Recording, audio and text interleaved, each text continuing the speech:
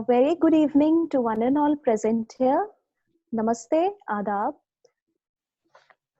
First of all, I would like to thank our VC, Professor Alok Kumar Rai, for providing us an opportunity in regards to cultural aspects under the work that we have got this opportunity to work for the delegacy of the University of Lucknow.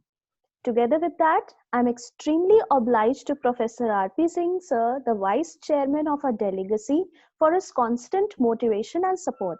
He has always been the guiding light for students like us in order to help us keep exploring and learning something new. आज के इस programme का मुख्य purpose जो है वो है हमारे देश के 72वें गणतंत्र दिवस को सेलिब्रेट करना। हम इसी सेलिब्रेशन को आगे बढ़ाने के लिए यहाँ एकत्रित हुए हैं।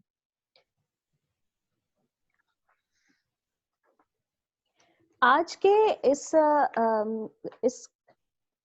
काव्यांजलि की शुरुआत मैं कुछ पंक्तियों के साथ करना चाहूंगी।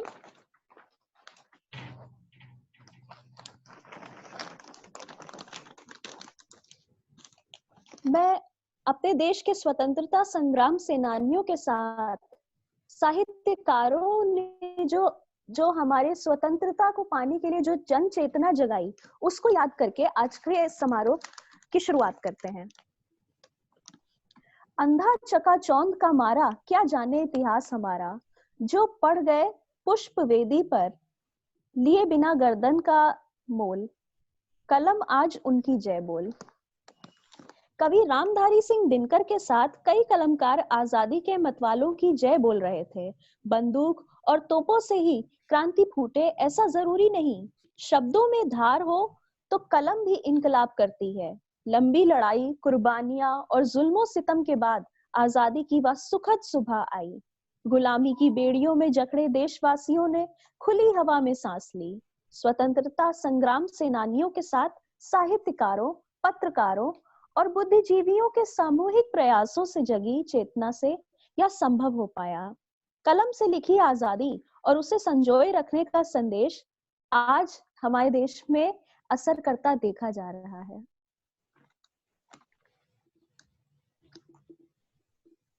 अब मैं सुष्मिता से आग्रह करूंगी कि वो अपने विचार प्रस्तुत करें।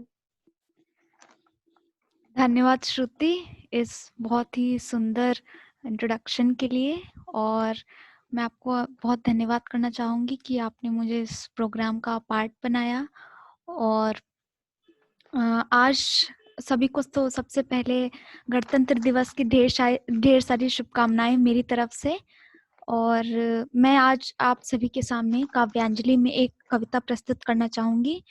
मेरी ये स्वरचित कविता है, इसका शीर्षक है धन्य है हमारा ये गणतंत्र।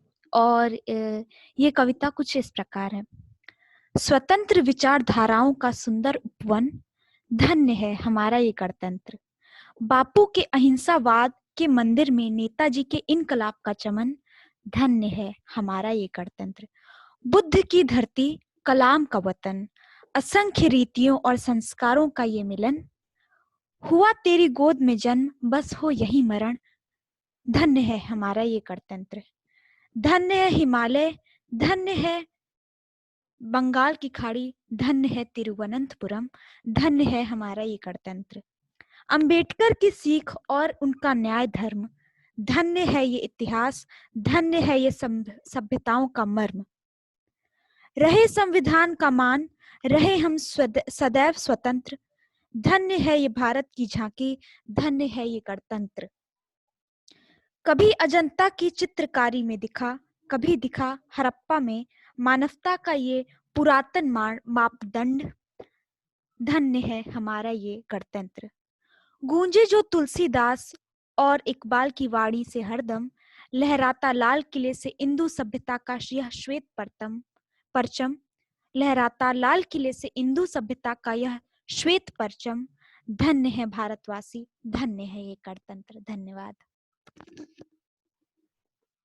बहुत बहुत शुक्रिया इस खूबसूरत रचना को प्रस्तुत करने के लिए, जिससे हम सब में एक नई ऊर्जा का संचार होता दिख रहा है।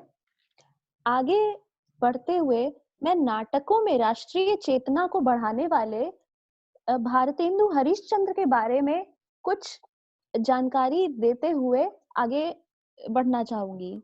भारतेंदु काल से राष्ट्रीय भावना का उदय माना जाता है। भारतेंदु जी अपने नाटकों और कविताओं से राष्ट्रीय चेतना जागृत करने का काम किया करते थे। भारत दर्शन और भारत दुर्दशा नाटक में पराधीनता की बेड़ियां तोड़ने का आह्वान किया गया। उन्होंने कहा, निज भाषा उन्नति अहे, सब भाषा को मूल, बिन निज भाषा ज्ञान के मिटत नहीं को सूल। देश की स्थिति से व्यथित होकर कहा, रो रोहु सब मिल के आवहु भारत भाई, हा हा भारत दुर्दशा देखी न जाई। भारतेंदु जी के बाद मैं प्रेमचंद जी को याद करते हुए उनकी सोजे वतन के बारे में कुछ चीजें बोलना चाहूंगी। सरकारी कर्मचारी के रूप में मुंशी प्रेमचंद का पहला कहानी संग्रह सोजे वतन अंग्रेजी शासन काल में जब्त हुआ। उन्हें भविष्य में ऐसा लेखन न करने की चेतावनी दी गई। उसके बाद भी लेखनी मौन न हुई। सरकारी कर्मचारी का बोला उतार कलम से क्रांति का बिगुल फूंका। रंगभूमि और कर्मभूमि सरीखे उपन्यास मील का पत्थर साबित हुए। ऐसे महान साहित्यकारों से प्रेरणा लेते हुए हमारे आज की पीढ़ी को इसी श्रृंखला में अपना योगदान देते रहना चाहिए। तभी हम अपने भारत के एक भारत और श्रेष्ठ भारत के सपने को आगे बढ़ा सकते हैं। अब मैं अपने साथी से अनुरोध करूंगी कि वो आगे कुछ और प्रस्तुत करें। बहुत बहुत धन्यवाद श्रुति, इतनी सुंदर बातें बताने के लिए आज हमें। और इसी इसी श्रृंखला में मैं अब अपनी एक और कविता प्रस्तुत करने का अनुग्रह करूंगी। इस कविता का शीर्षक है इंदु सभ्यता। इंदु सभ्यता के खोए तारे अनंत आकाश में बिखरे कितने सारे, कुछ तुम्हारी भाषा में सजे और कुछ हमारे, पर ऊंचे तिरंगे पर लगते इतने प्यारे। इंदु सभ्यता के खोए तारे। नमाज, अरदास और प्रार्थना के गहरे समंदर पे हम छिछले किनारे, मिलके जी उठते हैं हमारी विविधता से भी भारत माता के गगनचुंबी नारे। इंदु सभ्यता के हम खोए तारे। ये इतिहास की बोलियां, कुछ हम जीते कुछ वो हारे, पर दमकते यमुना गंगा सरस्वती के मस्तक पे मानवता के असंख्य सितारे। हम इंदु सभ्यता के खोए तारे। हड़प्पा की चौखट पर खड़ी धरती हमारा वर्तमान निहारे, जैसे हिमालय आंखों में सहेजे हम बरसात के मेघ कारे कारे, कुछ तुम्हारे चेहरे से झांकते और कुछ मेरी इंदु सभ्यता के खोए तारे। धन्यवाद। बहुत बहुत शुक्रिया। अब आगे मैं बंकिम चंद्र चटर्जी को याद करते हुए इस प्रोग्राम को आगे बढ़ाना चाहूंगी। जब उनके सानिध्य में हर भारत का हर एक कंठ बोल उठा वंदे मातरम। बंकिम चंद्र चटर्जी का देश प्रेम वंदे मातरम से गूंज उठा। उन्होंने हर कंठ का स्वर दिए वंदे मातरम। सुजलाम सुफलाम मलयज शीतलाम शस्य श्यामलाम मातरम वंदे मातरम। सुमित्रा नंदन पंत ने एक पत्र में लिखा था कि ये महज शब्द ही नहीं, चिंगारी थे। ज्योति भूमि जय भारत देश, ज्योति चरण घर वहां सभ्यता, उत्तरी तेजोमनेश। इसके पीछे एक बहुत ही इंटरेस्टिंग स्टोरी है कि कैसे वंदे मातरम की उत्पत्ति हुई। हमारे देश के लोगों को गॉड सेव द क्वीन गाने पर मजबूर किया जा रहा था, जो कि किसी भी भारतवासी को मंजूर नहीं था। इसी भावना को देखते हुए बंकिम चंद्र चटर्जी ने एक उपन्यास लिखा जिसका शीर्षक था आनंद मठ। आनंद मठ में उन्होंने एक सन्यासी के रेवोल्यूशनरी क्रांतिकारी विचारों को उत्पन्न किया था, जिसके गणन में ही वंदे मातरम की उत्पत्ति हुई, और जो कि आज हमारा राष्ट्रगान के रूप में हम सभी उसको गाते हैं। आगे मैं एक और कविता प्रस्तुत करने के लिए अपने मित्र से अनुरोध करूंगी। बहुत बहुत धन्यवाद श्रुति। आप हमें ऐसी ही बातें बताती रहिए जिसे जानने की हम सभी को ज़रूरत है, और खासकर इस मौके पर आज आज का ये शुभ दिन है, गणतंत्र दिवस का दिन, और ये सभी बातें देश के विषय में, हमारे राष्ट्रीय चिन्हों के विषय में, हमारे राष्ट्रगान के विषय में, जो बहुत ही महत्वपूर्ण कहानियां हैं, बातें हैं, और जो शख्सियत हैं जो इनसे जुड़ी हुई हैं, जिन्होंने इन बातों को सबसे पहले सामने रखा और भारत की एक नई पहचान बनाई। तो मैं बहुत बहुत धन्यवाद देना चाहूँगी आपको इन सब चीज़ों के बारे में हमें ऐसे ही बताते रहने में। और अब मैं अपनी कविता प्रस्तुत करना चाहूँगी जिसका शीर्षक है बापू ने कहा था। और ये कविता कुछ इस प्रकार है। बापू ने कहा था मैं तुम्हें भारत देता हूँ, सूर्य चंद्रमा और आकाश गंगा के सबसे सुंदर तारे देता हूँ, असंख्य समंदरों की भयंकर नहरों के नारे देता हूँ। बापू ने कहा था मैं तुम्हें भारत देता हूँ। दिल्ली का किला, बंगाल के सुंदरबन और ताजमहल की मीनारें देता हूँ, अशोक, बिंदुसार और अकबर की महानता की सागर के किनारे देता हूँ, झांसी की रानी की तलवार की ललकारे देता हूँ। मैं तुम्हें भारत देता हूँ। हिमालय के दुर्ग से झांकते सूर्य का आदेश देता हूँ। मैं तुम्हें कश्मीर से कन्याकुमारी के रंगीन बागीचों का वेश देता हूँ। गंगा पे गरजते बादलों का आवेश देता हूँ। विश्व के हृदय पे स्वर्ण जैसे जो चमके वो भारत देश देता हूँ।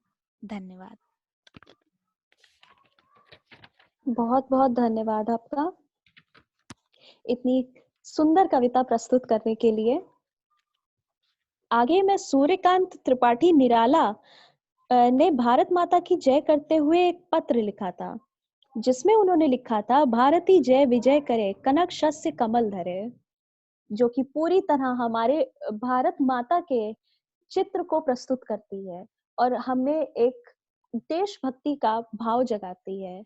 बहुत बड़ी बात है कि हम अपने देश को भारत माता क्यों कहते हैं। वो एक माँ की तरह हमें पैदा करती है और हमें हर तरीके से अपने अपने सानिध्य में पाल पोस के बड़ा करती है। हम उसके कर्जदार हैं। हमें अपने दायित्व को पूर्ण करके अपने देश के लिए सदैव कर्मनिष्ठ रहना चाहिए। जयशंकर प्रसाद ने लिखा था, अरुण यहाँ मधुमेह देश हमारा, जहाँ पहुंच अनजान क्षितिज को मिलता एक सहारा। वहीं माखनलाल चतुर्वेदी ने कहा, मुझे तोड़ लेना वनमाली, उस पथ में देना तुम फेंक, मातृभूमि पर शीश चढ़ाने जिस पथ पर जाए वीर अनेक। वहीं जगदम्बा प्रसाद हितैषी ने कहा, शहीदों की चिताओं पर लगेंगे हर बरस मेले, वतन पर मिटने वालों का यही बाकी निशा होगा।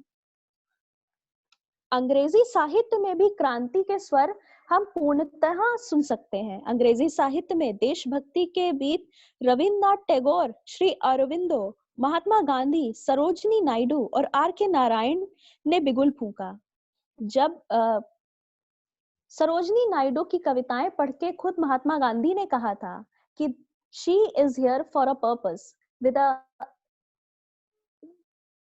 with a creoletic point or aspect in her language. हम अपने देश के पत्रकारों को भी यहाँ भूल नहीं सकते। उन्होंने भी अहम भागीदारी निभाई थी। पंडित युगल किशोर शुक्ल के संपादन में साप्ताहिक हिंदी अखबार उदंत मार्तंड कलकत्ता से प्रकाशित हुआ। गणेश शंकर विद्यार्थी के संपादन में कानपुर से भी अखबार का प्रकाशन हुआ। 1857 में पयामे आजादी ने विरोध के स्वर को और तेज कर दिया। वहीं रामधारी सिंह दिनकर ने कहा, मेरी जननी के हिम किरीट, मेरे भारत के दिव्य भाल। इन्हीं शब्दों के साथ मैं आगे फिर अनुरोध करूंगी कि सुष्मिता अपनी और रचनाओं को प्रस्तुत करें। धन्यवाद श्रुति। अब मैं एक छोटी सी बहुत ही ये संक्षिप्त कविता है जिसका शीर्षक है मैं कौन। इस कविता को ये कविता है इस बारे में कि एक स्वतंत्रता सेनानी जब अपने अस्तित्व पे प्रश्न उठाता है और वो देखता है कि कैसे स्वतंत्रता की कैसे उसकी कोई पहचान नहीं है, कि कैसे भारत जब एक गणतंत्र नहीं था तो कैसे उसकी कमी हमेशा खलती थी, हमेशा महसूस होती थी। जैसा कि एक बहुत ही मशहूर कवि हैं इंग्लिश के, मिल्टन, जिन्होंने कहा है, it is better to reign in hell than to serve in haven.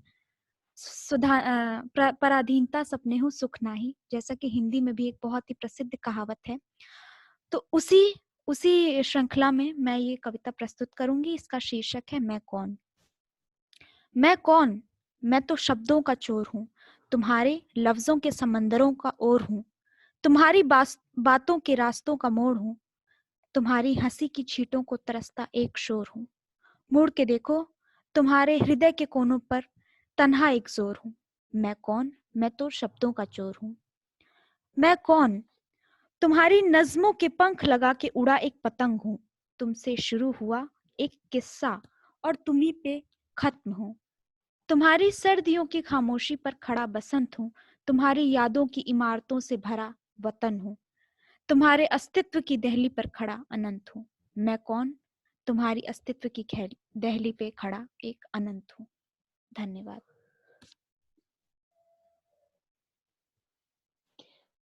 बहुत बहुत शुक्रिया। अब मैं एक कविता आप सबके साथ शेयर करना चाहूंगी।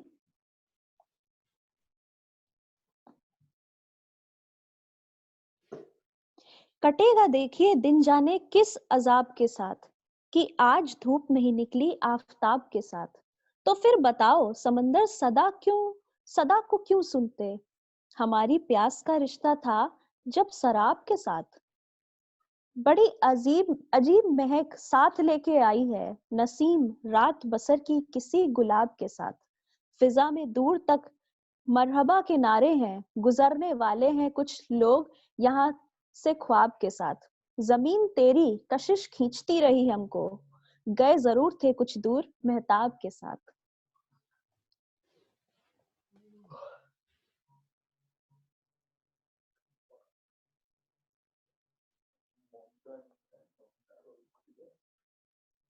आगे मैं सरोजनी नायडू की एक कविता प्रस्तुत करना चाहूंगी,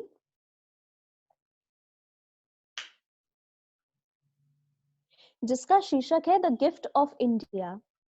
Is there aught you need that my hands withhold? Rich gifts of raiment or grain or gold? Lo, I have flung to the east and west priceless treasures torn from my breast, and yielded the sons of my stricken womb to the drum beats of duty, the sabres of doom.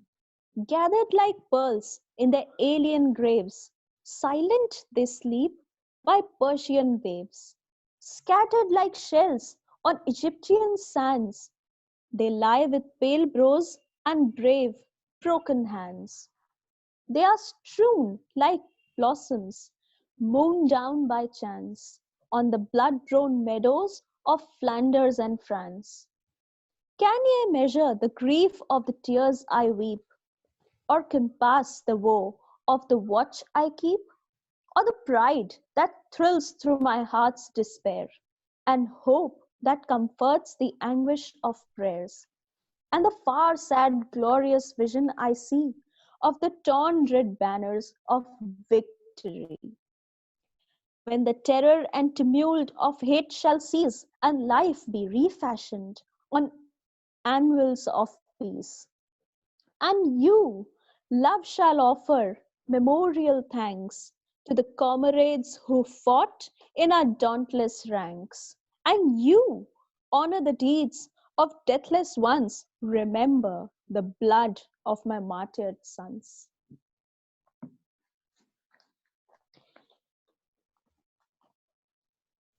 इसी के साथ मैं उर्दू भाषा में भी इनकलाब जिंदाबाद के नारे के बारे में बताना चाहूंगी। इनकलाब ने सारे जहां से अच्छा हिंदोस्तां हमारा रचा। सादत हसन मंतो और अली अब्बास हुसैनी समेत तमाम लेखकों ने आजादी की धार की। धार को और तेज किया। बिस्मिल अजीमाबादी ने नारा बुलंद किया, सरफरोशी की तमन्ना अब हमारे दिल में है, देखना है जोर कितना बाजुए कातिल में है। इन्हीं भावनाओं से ओतप्रोत होते हुए मैं रविन्द्रनाथ टैगोर की एक कविता प्रस्तुत करना चाहूंगी।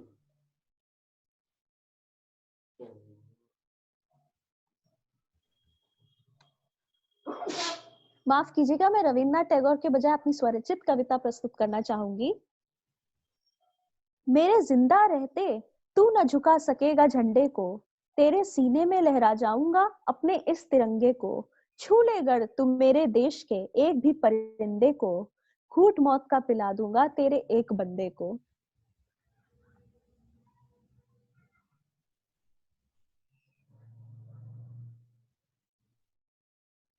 मेरे देश का समाजवाद गोदाम में लटकती हुई उन बाल्टियों की तरह है जिस पर आग लिखा है और उसमें बालू और पानी भरा है।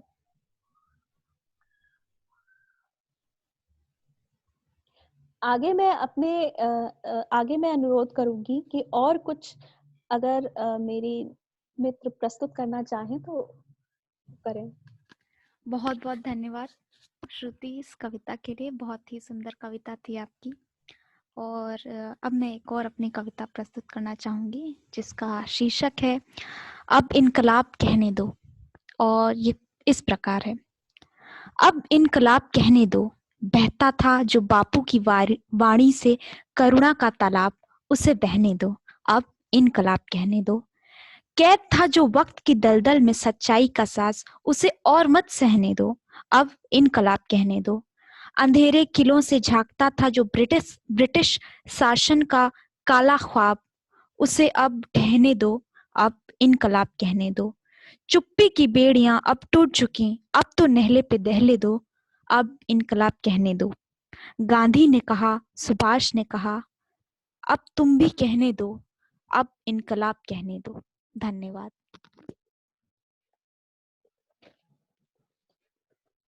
आप इसी खूबसूरत कविता की खूबसूरती को आगे और बढ़ाते हुए मैं आज का भारत एक कविता प्रस्तुत करना चाहूंगी। देश मेरा था सोने की चिड़िया, हुक की साड़ी उतार की चूड़ियां, अब यहाँ डोले पश्चिमी गुड़िया। सोने ले गए बेदर्द फिरंगी, रोए चिड़िया देख पेड़ों की तंगी। इतिहास था जिसकी महान गाथा, आज वहां समाज बना दो रंगी। उनके ही तन के दो हिस्से भारत पाक, तैयार खड़े लड़ने को परमाणु जंगी। कहीं खो गए महान नेता, देश अब झेले चाले बेढंगी। उग्रवाद घपलों से हुई हालत बदरंगी। इंतजार है उस खुशनुमा पल का जब संतों की पावन धरती पर खिलेगा कोई नेक फरिश्ता, बरसाने को मेघ सतरंगी।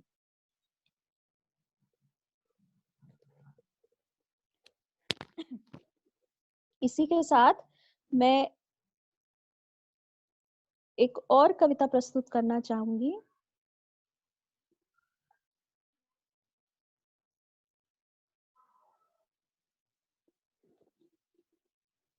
जिसका शीर्षक है हमारा भारत। देश हमारा भारत है जिसका मैं वंदन करता हूँ, आप सभी का अपनी कविता में सादर अभिनंदन करता हूँ। देश के भारत की पीड़ा को लगता है कुरुक्षेत्र बनूं, जहां भस्म हो पापी सारे, मैं क्रोधी त्रिनेत्र बनूं। यहाँ रेप हिंसा और दंगा कुछ मानव का चंदन है, गूंज रहा हर ओर हमेशा लाचारों का क्रंदन है। सत्ता लोभी नेताओं के हाथों में सरताज हुआ, सब नेता हाथ धुले हैं हिंसा के साबुन से। जहां न्याय देने वाले खुद न्याय मांगते मगमग में, क्यों फिर देश न ठोकर खाए प्रगति राह के पग पग में। देश के वीर शहीदों के चरणों का पावन धूल बनूं, देश के भारत की पीड़ा को खुशबू से भरा फूल बनूं। धन्यवाद।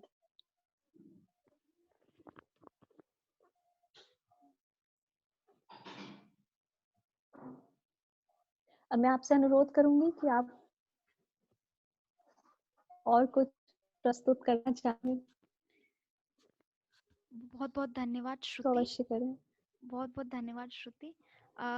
मैं एक कविता प्रस्तुत करना चाहूँगी, and the title of the poem is Someone Like Gandhi Ji. The morning is bright with the red of newspaper violence. Evenings are dark with the lack of stars. We wait for someone to arrive on the shores of hope. We wait for someone like Gandhi. Someone to stand up naked with truth and courage. Someone to purify our tongues with the whiteness of his innocence. Someone to cure our perpetual despair. Someone who would wear the dark of the night and won't fear. Someone we'd still clearly see. Someone just like Gandhi. Thank you. And now I would like to present one more poem that I wrote. This poem is a type of a rhetoric. It's written. It's this question. This poem asks many questions for the it has a lot of questions from the for the contemporary India, as we are facing a lot of issues that were not there when we got independence, when we had our constitution made. And so there are a lot of issues that were running in my mind while I was composing this poem. Uh, so the title of the poem is Calling Bapu. Hello, Bapu. Are you really there? India is embroiled in violence, only darkness here. I read the newspapers and cluelessly stare. If you were to visit us, will you want to live here? I searched the libraries, searched the heart of Indians, but you were hardly there. We drink crime with hypocrisy and scream, it's not fair. Hello, Bapu. How are you? We celebrated Republic Day, but we hardly have a clue. Our courts are flowing with cases that are long due. The humanity you preached is caged in books, but humans are few. Our India is ancient, but the hypocrisy is brand new. Hello, Bapu. See you soon. I wish the holy morning melts in the Ramadan moon. We will rise like a butterfly of diversity from our own cocoon. I wish the stars shine with the sun and the night smiles in the noon. That the waters would one day manifest itself in the sand dunes. Till then, Bapu, see you soon. Thank you. And on the occasion of Republic Day, I would like to discuss a few things on the Constitution of India. uh, I think the importance that the significance of our constitution has been slowly fading in the contemporary times. We need to revisit, and we need to revisit our constitution, and we need to see how thoughtful our leaders our formers and the makers of the constitutions were when they were making the constitution. And how it is very important. One point that I would like to bring forth is that um, when we talk about feminism, when we talk about certain movements that are very 21st century, and that were not so much a part of our independence struggle, and they were not even so much present, not so much present in the even in the times when we had our constitution made. But our constitution makers, we should praise them, that they made it a point to have fundamental rights included, as there are votes for women in the first place. We as women in India did not have to fight for their rights to vote and other certain rights that our counterparts in the West had a long fight for. So we have our constitution makers to thank us, to thank them for the rights that they have already bestowed on us, that we do not have as individuals, because we are not half citizens, we are complete citizens of India.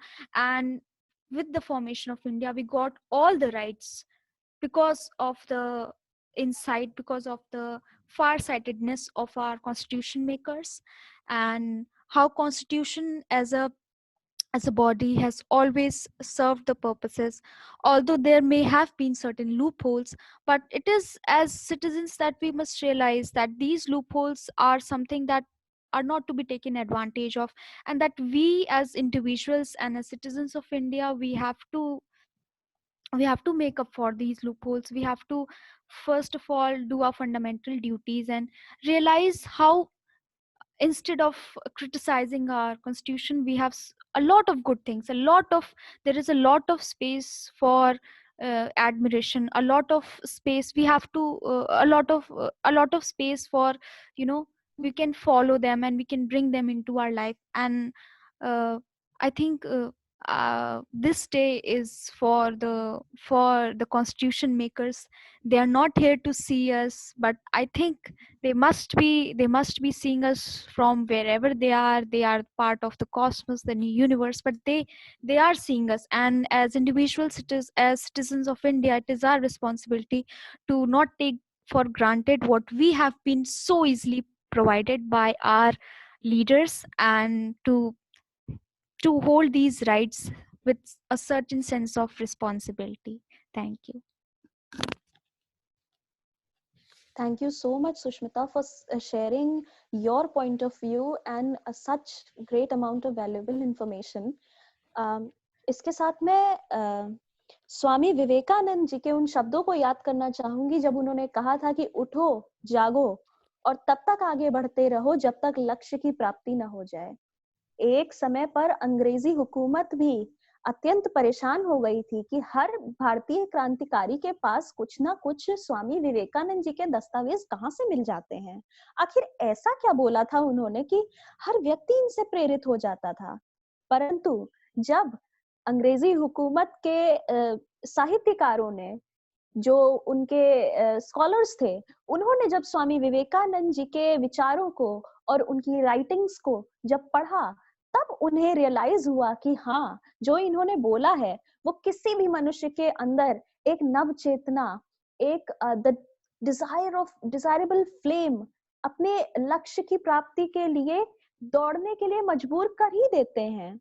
वो मनुष्य के उन विचारों को छूने की कोशिश करते हैं जहां से उसको आगे बढ़ने की प्रेरणा मिल सकती है, जहां से व्यक्ति को अपने ऊपर भरोसा पैदा हो सकता है। आज उनके विचारों को पुनर्जीवित करना हमारी अपकमिंग जनरेशन के लिए बहुत जरूरी है। जब कभी कभी कंपटीशन से हार के, समाजवाद से हार के हम अपने ऊपर से भरोसा खोने लगते हैं, तब उनके विचारों को पढ़कर अपने अंदर एक नई जन चेतना का संचार होता है।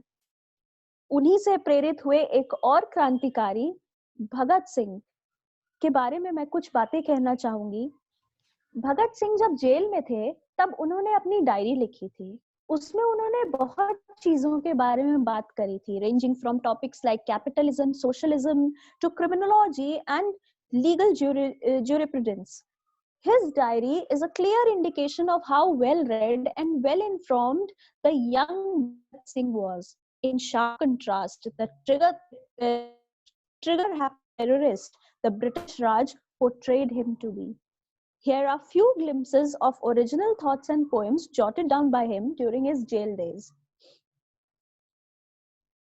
उन्होंने कहा था, I'm a man, and all that affects mankind concerns me. Every tiny molecule of ash in motion with my heat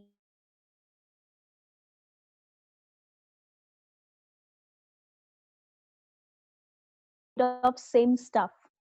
By crushing individuals, they cannot kill ideas. The sanctity of law can be maintained only so long as it is the expression of the will of the people. If the deaf are to hear, the sound has to be very loud. When we dropped the bomb, it was not our intention to kill anybody. We have bombed the British government. The British must quit India and make her free. Social progress depends not upon the ennoblement of the few, but on the enrichment of democracy. Universal brotherhood can be achieved only when there is an equality of opportunity in social, political, an individual life. Give me liberty or death. Is life so dear or peace so sweet as to be purchased at the price of chains and slavery? Life is lived on its own. Others' shoulders are used only at the time of funeral. बिल्कुल हम समझ सकते हैं कि इन पंक्तियों की विचारधारा कितनी उच्च कोटि की है. Life is lived on its own. Others' shoulders are used only at the time of funeral. ये जज्बा था हमारे क्रांतिकारियों का, जिनसे हमें प्रेरणा लेनी चाहिए और उसको उसका कुछ अंश अपने ऊपर, अपने अंदर भी लेना चाहिए, जिससे कि हम हमेशा आने वाले समय में इनके नाम सुनते ही इंस्पायर होते रहें. उन्होंने कहा था, I also wish my friends to speak little or not at all, because idols are created when men are praised, and it's not good for the human race. Acts alone, no matter by whom committed, ought to be studied, praised, and blamed. I desire that on no occasion, whether near or remote, nor for any reason whatsoever so, shall demonstration of a political or religious character be made before my remains, as I consider the time devoted to the dead would be better employed in improving the condition of the living. Then उन्होंने Bhagat Singh bemoans the menace of child labor by quoting Charlotte Perkin Gilman's poem Child Labor. No fledgling feeds the father bird, no chicken feeds the hen, no kitten mouse for the cat, this glory is for men. We are the wisest, strongest race, long may our praise be sung, the only animal alive that feeds upon its young.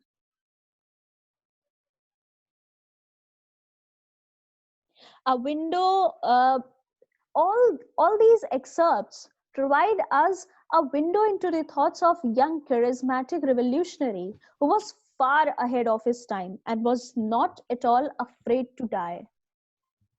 The diary also puts forth Bhagat Singh's vision of an inclusive, just and better world. इन्हीं सब बातों से inspiration लेते हुए अब हम आगे बढ़ना चाहेंगे. Thank you, Shruti, for all these wonderful insights. And now I would like to say a few things about preamble and Dr. Ambedkar. Today is the day that we should not forget one person. There are indeed a lot of leaders and a lot of great personas that have left undeniable mark on our lives as citizens of India. But the most important, undebatedly, the most important role was of Dr. B.R. Ambedkar. The struggles of his life as a downtrodden, he was from a downtrodden section of the society, and at that time, uh, which was very the situation was very different from the contemporary times of India, and how he struggled. He grew from his position to rise to a position, and then, living such a frustrated life, still giving and giving and giving. Always he was giving to others, always he was giving as a citizen to India, and to its citizens, that no matter how much we praise him, how much we uh, you know uh, kneel in gratitude, it won't ever be fulfilled, because he is someone that we owe our fundamental rights to. And for making such an apt constitution, for making such a complete constitution. And we have a written constitution. uh, so it was adopted on 26th November 1949 by the Constituent Assembly, and it came into effect on 26th January 1950.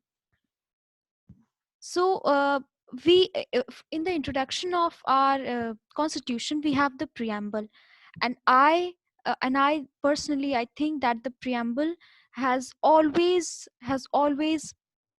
has never failed to impress me with a conciseness, with a compactness, still the completeness of a text, the completeness of a legal text. So we, the people of India, have solemnly resolved to constitute India into a sovereign, socialist, secular, democratic republic. You see this, the highlighted words are the sovereign, socialist, secular, democratic republic. For India, which was at that time a country, for where the majority of the population was not literate, where the majority of population had no idea about electoral ballots, about their political rights, their constitutional rights, to give to those people, to give to you know uh, in without any discrimination, to give all these people such such specific and such legally and politically such complete rights, is something that I always feel gratitude towards these constitution makers. Um and to secure to all its citizens justice, social, economic, and political, liberty of thought, expression, belief, faith, and worship, equality of status and of opportunity, and to promote among all fraternity, assuring the dignity of the individual and the unity and and integrity of the nation. In our Constituent Assembly, this 26th day of November 49, do hereby adopt, enact, and give to ourselves this Constitution. It is very important that as a reader, when we read the preamble, we are giving ourselves the Constitution. There is no authority. It has been stated very clearly that we are a sovereign and secular and democratic country.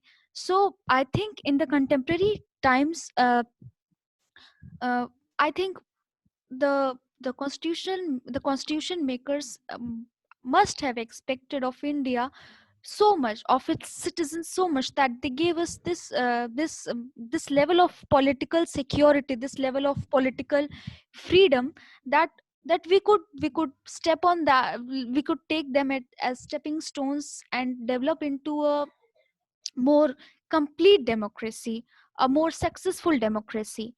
Like when India gained its independence and people saw the constitution was made, and India was on par with these countries which just gained their independence, such as Africa and other countries. So we were looked down upon by these Western societies. And now when you see in the international reports, you see India rising and rising in many fields, in fields of business, in fields of exports and imports. You see India has a place now, which must be surprising to you, are a former masters, so as to say. But today we are on par with the former masters of, obviously we do not have any bitter feelings towards our former masters, because we as a country have grown into this mature country. So as youth and as citizens of India, I feel that we should set aside these barriers of faith, these barriers of caste, these barriers of discrimination of color, gender. This is something that is always pushing us back, something that is always not letting us grow into the political utopia that our constitution makers have always envisioned us to be. So that's why I read the preamble, and I think I read the preamble again and again, and I realize that the preamble is something that we as citizens should always abide by, like a very like a religious document. It should be more important, the constitution should be more important than a religious document. And so uh, again, gratitude towards all the constitution makers to this day which has given us this constitution. Thank you. That was so enlightening, Sushmita. And we need to understand that our ancestors have provided us with a lot of valuable documents which need to be respected and adhered to. आज का दिन अपने army को याद किए बिना पूरा नहीं हो सकता. तो अपनी आर्म्ड फोर्सेस को याद करते हुए मैं कविता बोलना चाहूंगी. मिट्टी वतन की पूछती वहां कौन है, वह कौन है, इतिहास जिस पर मौन है, जिसके लहू की बूंद का टीका हमारे भाल पर, जिसके लहू की लालिमा स्वतंत्र शिशु के गाल पर. वह बुझ गया गिरकर गगन से, निमिष में तारा सुदृश्य, बस ओस जितना भी न पाया अश्रु जिसका काल पर, जो दे गया जीवन विजन के फूल सा हमें नाश को, जिसके लिए दो बूंद भी स्याही नहीं इतिहास को. वह कौन है, वह कौन है, जिसके मरण के नेह से दीपक नए युग का जला, काजल नयन के नेह से मतल मनुज मन का फला, चुनता गया पद पद्य से कंटक मनुज की राह का, विष दास्ता को मुक्ति को निज मृत्यु का अमृत पिला. चुभती ना स्मृति जिसकी कभी, जो मैं कभी से शूल सी, झरते ना जिस पर आंख से दो आंसुओं के फूल ही. वह कौन है, वह कौन है, लगता नहीं जिसकी चिता पर आज मेला भी यहाँ, दो फूल क्या मिलता किसी के हाथ ढेला भी कहाँ. वह मृत्यु भू पर मर गया फिर भी रहा अनजान ही, इस मुक्ति उत्सव पर डला उस पर न ढेला भी यहाँ. वह कब खिला कब झर गया अज्ञात हर सिंगार सा, किसको पता है दास्ता के काल उस अंगार का. वह कौन है, वह कौन है, इतिहास जिस पर मौन है. इसी के साथ मैं एक और कविता से अपनी बात पूरी करना चाहूंगी. आज सिंधु में ज्वार उठा है, नागफनी फिर ललकार उठा है, कुरुक्षेत्र के कणकण से फिर पंचजन्य हुंकार उठा है. शत शत आघातों को सहकर जीवित हिंदुस्तान हमारा, जग के मस्तक पर रोली सा शोभित हिंदुस्तान हमारा. दुनिया का इतिहास पूछता रोम कहाँ यूनान कहाँ है, घर घर में शुभ अग्नि जलाता वह उन्नत ईरान कहाँ है. दीप मुझे पश्चिम गगन के व्याप्त हुआ बर्बर अंधियारा, किंतु चीर का तम की छाती चमका हिंदुस्तान हमारा. हमने उनका स्नेह लुटाकर पीड़ित ईरानी पाले हैं, निज जीवन की ज्योति जला मानवता के दीपक वाले हैं. जग को अमृत का घट देकर हमने विष का पान किया है, मानवता के लिए हर्ष से अस्थि अस्थि वज्र का दान किया है. जब पश्चिम ने वन फल खाकर छाल पहनकर लाज बचाई, तब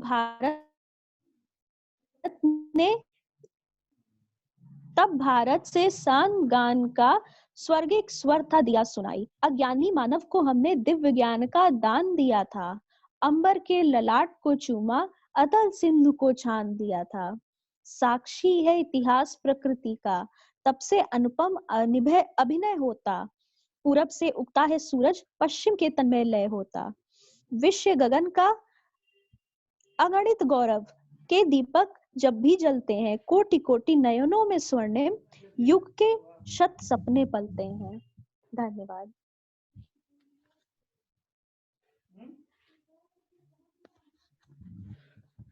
It was indeed a very beautiful poem, Shruti. Thank you. One point that I would also that I just remember and I would like to put forward is that the idea of globalization, the idea of global family that we see in the 21st century, that was propounded, not long ago, but something that has been inherent in the Indian civilization. That's something that has been very something that has been in the Indian society for a really long time, that we can look back and realize something which we always had, something very familiar, the idea of the world as a family, something that is very much a part of the Indian culture and the Indian civilization, something that we just have started talking about, but it is already a part.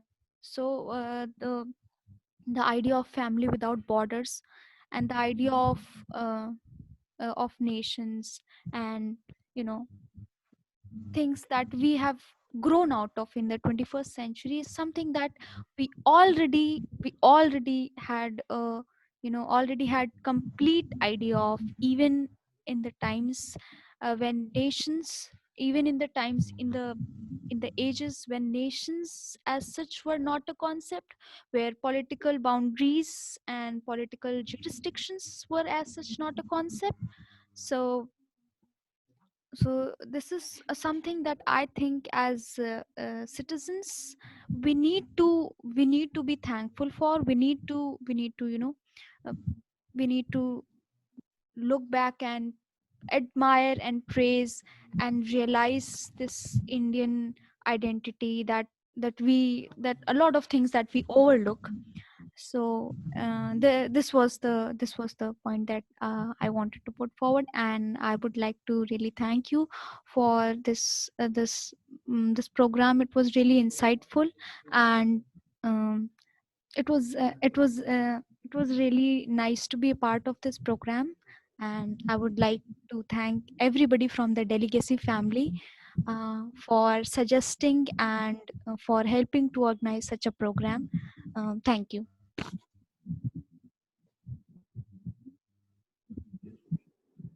Thank you so much, Sushmita. Before ending this program today, we can't end it before thanking our well-deserved health workers, uh, our armed forces, our policemen, um, because we have just recovered. We have just started. We haven't recovered yet. We have just started recovering from Corona. And also mention हम of सभी जान sanitary workers. Yes, sanitary workers as well. हम लोग अभी अभी इतनी बड़ी महामारी के बाद हम लोग बस अब उभरने की तरफ अग्रसर हैं. हम लोग का मतलब सही में मान लीजिए तो पूरा 1 साल तो गया ही है कोरोना से लड़ते हुए. लेकिन फिर भी मैं अपने देशवासियों को, हेल्थ वर्कर्स को, सैनिटरी वर्कर्स को, आर्म्ड फोर्सेस को, अपने पुलिस डिपार्टमेंट के लोगों को थैंक यू बोलना चाहूंगी कि उन्होंने 1 मिनट भी अपनी ड्यूटी से पीछे नहीं हटे. उन्होंने हमारे सभी देशवासियों का बहुत दृढ़ता से, पूरी बहादुरी के साथ उनका सहयोग किया है और हमें सही रास्ते पे ले जाने का प्रयास किया है कि हम ऐसी महामारी के आगे कहीं घुटने ना टेक दें. लेकिन हमारा भारत इतनी इतना ऊर्जा से भरा रहता है कि हम हर मुश्किल का साथ बहुत दृढ़ता से कर लेते हैं और विक्टोरियस होके निकलते हैं. तो इसके साथ ही मैं अपने देश के कर्मठ लोगों को शुक्रिया कहना चाहूंगी.